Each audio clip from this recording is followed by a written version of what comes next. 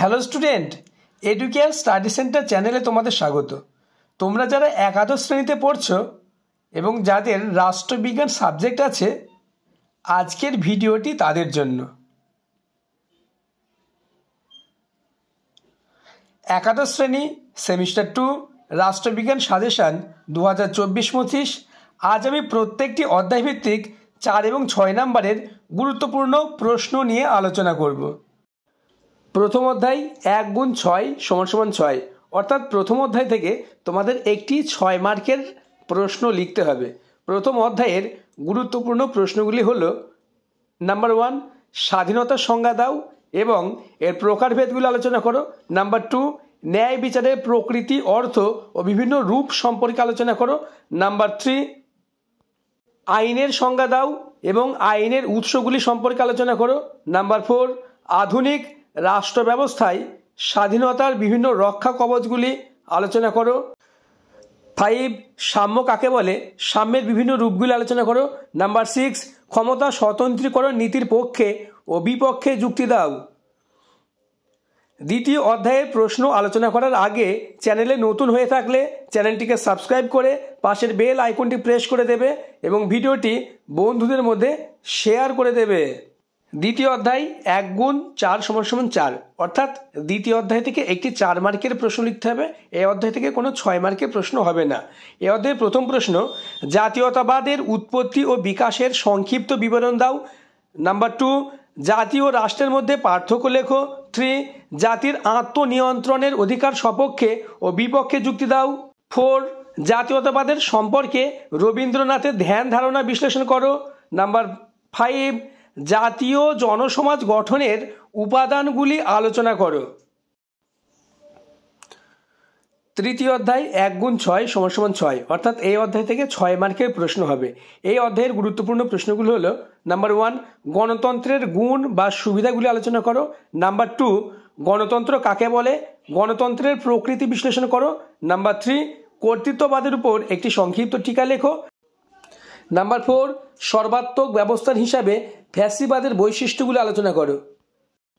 Number 5, ভারতীয় সংবিধানে যুক্তরাষ্ট্রীয় প্রকৃতি আলোচনা করো।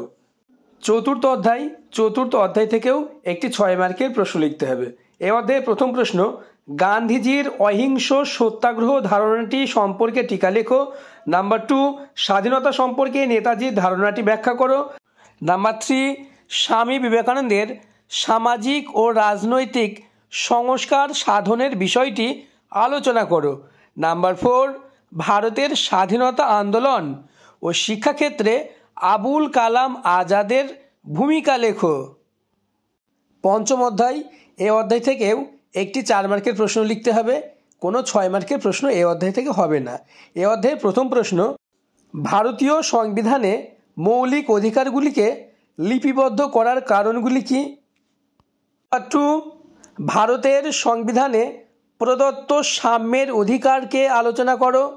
নাম্বার 3, ভারতীয় সংবিধান কর্তৃক প্রদত্ত মৌলিক অধিকারগুলির প্রকৃতির মূল্যায়ন করো।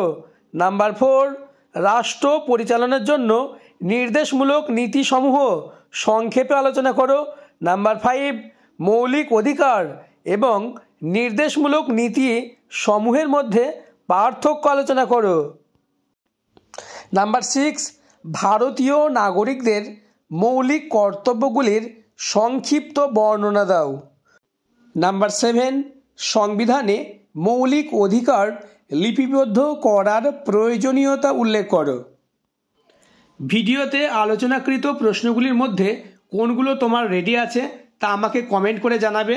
ভিডিওটি ভালো লাগলে এবং আমার ষষ্ঠ নতুন হয়ে থাকলে চ্যানেলটিকে সাবস্ক্রাইব করে পাশের বেল আইকনটি প্রেস করে নোটিফিকেশন অল করে দেবে।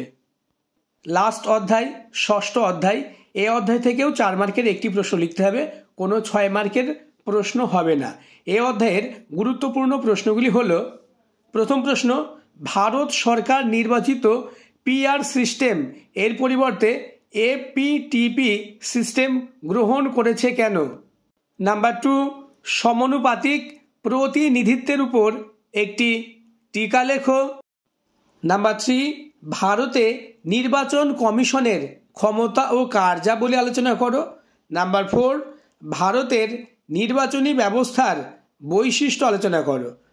এই অধ্যায়ের লাস্ট প্রশ্ন নাম্বার 5, ভারতের নির্বাচন কমিশনের গঠন আলোচনা করো। আজকের ভিডিও এই পর্যন্ত। পরবর্তী ভিডিওতে আমি রাষ্ট্রবিজ্ঞানের 2 মার্কের সাজেশন নিয়ে আলোচনা করব। এছাড়াও সাজেশনে দেখানো প্রশ্নগুলির উত্তর নিয়ে আমি আলোচনা করব।